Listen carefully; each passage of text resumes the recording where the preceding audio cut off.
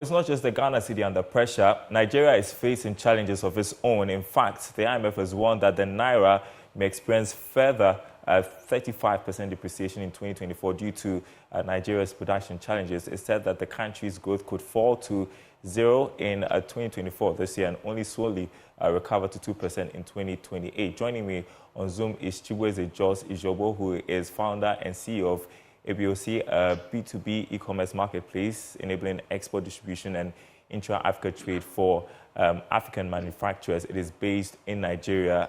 Thank you for joining us, Chibueze. Just how grim is the situation with the Naira? Yeah, it's been a very difficult moment for Naira, and as a matter of fact,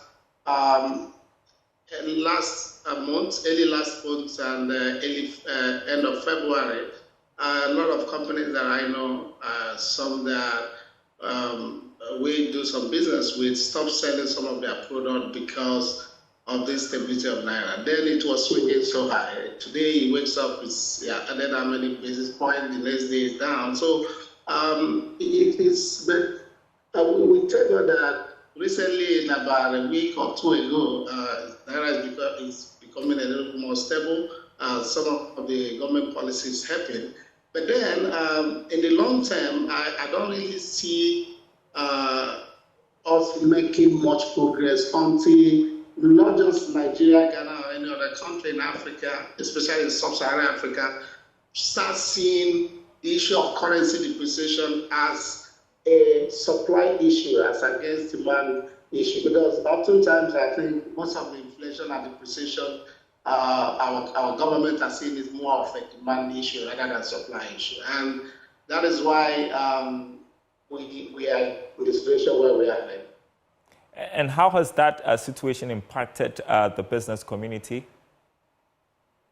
It has really affected the business community so much. In fact, in Nigeria, the latest World Bank report shows that Nigeria, Ethiopia, Malawi, Zimbabwe, and Sierra Leone is having a very high, in fact, more than double-digit inflation. And food inflation in Nigeria alone, from the Nigeria Statistics Board, is over 37%. The monetary policy ratio is over 24.7% now. So if you look at all this, the businesses here, some have collapsed. We have had more than 3 multinationals, GSK inclusive, leave Nigeria. And the reason being that the unsustainability of the depreciation of the currency is having a lot of effect on their balance sheet, especially for those who have borrowed a lot in dollars. And the major problem we also have to understand is that beyond you marking up your product price, you have to understand that a lot of production that are happening locally in Nigeria and some of these African countries, the inputs are important. For instance, we have increased our wheat consumption over the years from the last decade a lot. In fact, prior to when we have the noodles, Indomie and other brands now, we're not consuming as much wheat as we are doing now. But today, because of the popularity of noodles, we have high consumption of wheat, and wheat are heavily imported. So it consumes a lot of our forests, as well as other things that we're using here, including oils. But as we're having Dangote refinery coming on board, it's going to help stabilize. But the major thing is this: African, especially sub-Saharan Africa, have not really been able to look at the impact of the informal sector, of the unstructured way our trade happens across Africa. Because the informal way we do our trade across, especially in West Africa, affects our policy a lot, but nobody has really captured that. For instance, Ghana coconut is very popular in Nigeria.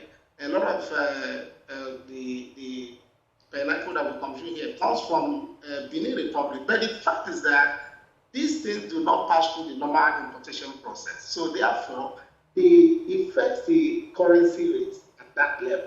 So if you see Naira, the dollar has dropped, but the price of coconut or the pineapple has not dropped.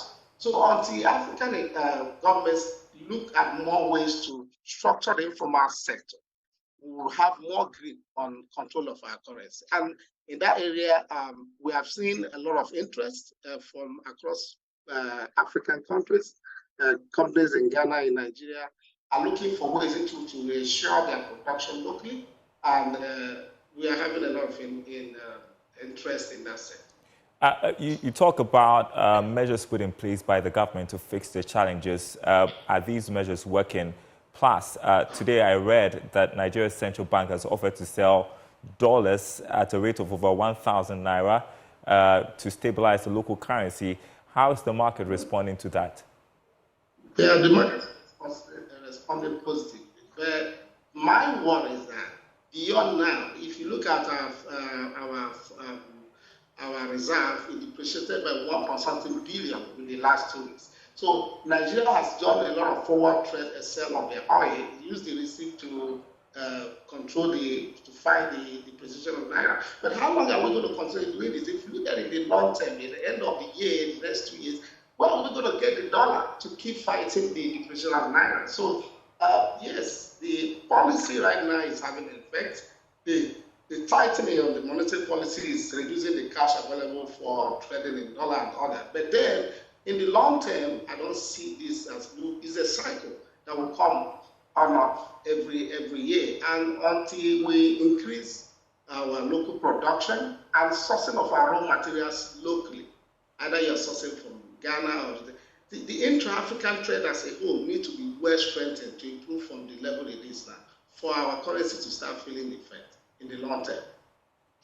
All right. Two countries, similar stories. Thank you so much, Chibueze George Izogbo, who is founder and CEO of ABOC, speaking to us from Nigeria. Thank you so much for making time.